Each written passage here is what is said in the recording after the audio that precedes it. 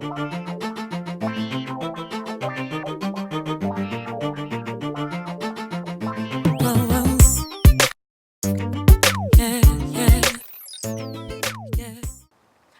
guys, it's Auntie Jillian, and today is gonna be another real ting. So we have a special supermodel here today, and you guys probably know who she is. Her name is Winnie Harlow. So let's bring in Winnie and just chat. Supermodel work. Winnie Harlow. Let me tell you guys this story. I went to the grocery store and I came back home and I walk into my kitchen and this one is helping herself to dinner. And then she turns around and she goes, "Hi, Auntie Jillian." And I said, "Oh, hi, Winnie Harlow." But we had never met before. But this is because I also watch Latoya's vlogs a lot. Me and Latoya are close friends. So right? I felt like I knew her already. Yeah, so I made tell myself you. comfortable. Yes, you did. And she's like my adopted daughter now. So, but girl, you are, let me just say something. You guys may see Winnie in photographs and walking the runways, but you have to see her in person. She is extraordinarily beautiful. You are gorgeous. Thank you. Okay. Look who's talking. Thank you for that. But Actually, Winnie, you made me want to cut my hair. honestly? Yeah. That's what people tell me when they see my short hair, that they Yeah. want to cut it. But you cannot cut your hair right now because maybe in like 10 years. In 10 years? But my modeling career will be more as like a entrepreneur career. Modeling, like, this is very easy for people to handle, but like when it's myself handling my own hair, when I'm more of an entrepreneur and not so much on the runways anymore, I feel like short hair will be it for me. So tell us what's happening in your life with the modeling career and where are you going? Because man, this girl is on billboards everywhere. Actually, you know what? In one of Latoya's vlogs, I didn't know this. They have a huge billboard of me in Yorkdale. Yeah, I think I saw that. And I actually went to the mall and took pictures because I saw it in her vlog. But, I mean, I just came back from LA for a month, and then in 2 weeks I'm going to New York. Oh my gosh, busy, busy, busy. That you model for, is it Diesel? And Diesel there's jeans. Diesel and then jeans. Desigual. Desigual. Desigual is so exotic to me. Yeah, very. I mean, the models that they have on Desigual are not your typical type of models. They're unusual but beautiful. Yeah. And you fit in so well because you are their standout girl. You're their brand ambassador. Desigual aren't you? actually means unequal. Like. Oh, does it? Look at that. I didn't even know that. Yeah. It means unequal in Spanish. So you're their brand person? Ambassador, yeah. Me and Adriana Lima. Ooh, wee. Nice. So where do you go for that? Where is that? In Spain. Ooh. So I shoot a lot of my campaigns in Barcelona. I've shot for them in New York as well as LA, but most of the time it's in Barcelona, Spain. What is your most favorite thing in the world to do besides modeling?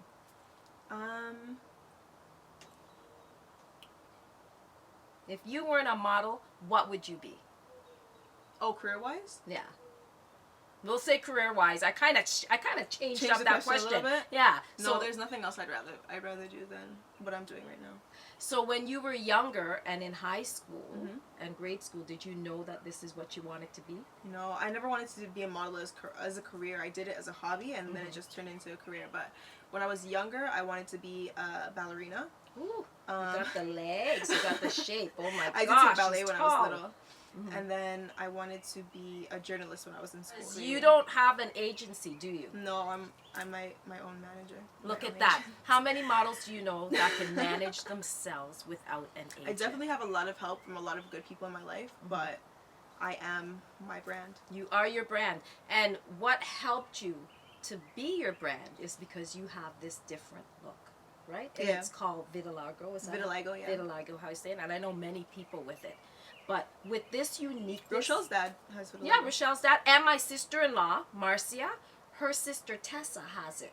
But this is what makes you even more unusual and exotic, because yours is in a symmetrical. Yeah. And this is why I'm saying, like, she has a uniqueness on top of a uniqueness. Yeah, it's pretty weird. Yeah, I is love pretty weird. it. I'm so glad that you've embraced it. And I know it might have been harder when you were younger, because very hard. people didn't understand. So what did you go through as a child? Because many children have this, and they're going through similar things that you did. So what would you tell them? As a child, I had like a complex of being embarrassed. Mm-hmm. So having a skin condition that already felt like people automatically wanted to embarrass you because you were different, Right. and I'm having this complex where I don't ever want to be embarrassed. I felt like I had to do 10 times more things in the morning or whatever to make myself look beautiful or feel beautiful in order to like go outside or go to school or whatnot, what have you. Right. I never like really covered my skin, but like I felt like I had to wear mascara, or I had to have my hair perfect, and you know, I had to have really nice clothes and all that type of stuff to fit in or to make myself overcompensated, right? Right, exactly. Thinking that you needed to stand out in another way. Yeah. Right. Precisely. So, I mean, I would say to, you know, whoever's watching or whoever feels this same way that I felt when I was in middle school or high school, that those things are really not important at all whatsoever. They're so not important. Like, I still like to dress nice and make sure my hair is done, and I like to wear mascara, but not for other people. I like to do it for myself now, and that's more so what's important. Not living your life for anyone else, or trying to change yourself or perfect yourself in a way for anyone else other than yourself. You know, skills are built, you know, talent is built, all these things are built, and all these things are grown and taught and learned, but these things should all be taught, learned, grown and built for yourself and not for anyone else. And that's such a great message, and I'm glad that you're sharing that with everyone. And that could also mean not only because of a skin condition, but just general, for people that are 100%. insecure for any reason. That's like, great, because yeah. I bet growing up you didn't have, I mean, aside from your mom and your family, a real healthy, strong relationship there, I bet you didn't have anyone outside of that was helping you to get to who you, or even that I really looked up to. Like, level. people always ask me, like, who's your idol? And I'm like, I don't really have one. Like, there's people who I look up to now as I've grown, you know, like I look up to supermodels, of course, because now that's where my life is heading. But when I think about when I was younger, I didn't have an idol. So yeah, I definitely didn't have anyone I was really looking up to as a child, and I wish I did. I know, I could imagine. I mean, who wouldn't want someone to just reinforce that you're Being this, you is okay. Being you, wear your whatever, do whatever. And I'm so proud, because Winnie, you are so well loved by so many people, and they're looking up to you. And at this young age, this is something else, because this girl has broke down all sorts of barriers, and I'm going to take you to the America's Next Top Model. How the heck did you end up on there? And you're Canadian. Yeah. Actually, Canadians aren't allowed to be on America's Next Top Model, but Tyra Banks found me on social media and then had the, you know, the crew or whatever for the show find out where I was, who I was, and ship me out for the show. So, girl, do you love walking down the runway? You know what's funny? At the beginning of like my modeling career, maybe like 2 years ago, that was my favorite part of modeling. Is walking down. So do you really have your walk, or are you doing some kind of inner Winnie walk? I used to watch. I used to watch Naomi Campbell walk. Supermodel Her walk is killer. But yeah, I still enjoy watch. I actually got to watch her live. She asked me to walk it for New York Fashion Week at her lovely Fashion for Relief runway show, and I got to watch her live right before I was going on. So like I had to walk on the same runway as Naomi Campbell. It was like crazy. Was she a hard act to follow? Yes, of course. Surprisingly, I got a lot more chairs than anyone else did. And I was literally so shocked. Like, so Winnie, what is a typical day like when you have a fashion week? What time does your day start at? So New York Fashion Week, we'll use an example. I woke up at 5 and had hair and makeup in my room, I think 5:30. And then they did you know, my hair and makeup, I was rushed upstairs to the top floor penthouse where we did, I think, 20 interviews. I was taken to a Decibel store to do some meetings there with, like, you know, press, news, take pictures at the store, do a little red carpet there. And then, what, that time? It's probably about 8 o'clock in the morning then, yeah, right? like, Gosh. like 10, yeah. And then we go to the venue for New York Fashion Week, and then, you know, fitting, all while doing interviews, get into the lineup, do rehearsal, go back and finish hair and makeup, and then get into the lineup for the real thing.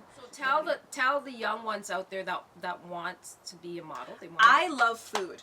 I can tell you that she does. She can eat me, you, your brother, your husband, and everybody under the table. Yeah, no, I definitely love food, and I won't, like, put off eating just because I'm a model, but I definitely work hard to maintain my size. Right. I have a personal trainer, so I do go to the gym. I try to go 3 times a week, and then I try to eat as well as possible so that when I do want to mess up, I don't feel guilty.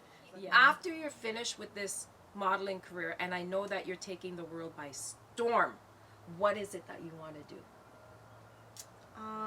We'll have to stay tuned for that. I never let anyone in on what I'm doing. It's a secret. Yeah, because even, like, me going to New York next week is a big campaign I'm doing, but they'll have to find out. Well, we're going to watch for that big campaign. Is that a spider? Where? It's been there. Oh my gosh, are you serious? Okay, so I know you have a phobia now. I hate spiders and bees, and, like, there's a bee right there and a spider right there. Like, I'm having a major panic attack. Like, I'm scared of the dark too. Oh, Lord have his mercy. They definitely did.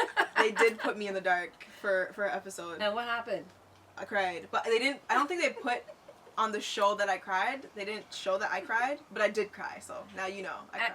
So okay, what are you listening to these days, music-wise? I listen to a lot of Party Next Door. He's from Mississauga. So Yay! he's from here. Canada. So much talent in Canada, huh? I mean, look at, we have the best rappers, best singers. We got the best supermodels. I mean, look at, we're really doing the damn thing. Yeah, a lot of people still don't know that I'm from Canada. Where do they think you're from? I have no idea, but, like, yeah, Drake gave me the name Six Goddess. Oh, she's a Six Goddess. So okay. I don't know why people don't know that I'm from Canada. This is my home. Like, just keep doing what you're doing, because you're beautiful, you're honest, you're a role model, and I just see better and better things for you, and I'm so proud that you're walking that runway and making a name for yourself. Thank you. And for others too, that may be a little bit different. Yeah.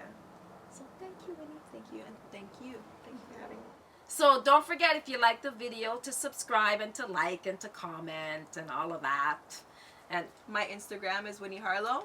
yes, It's a real thing. yes, it's a real thing.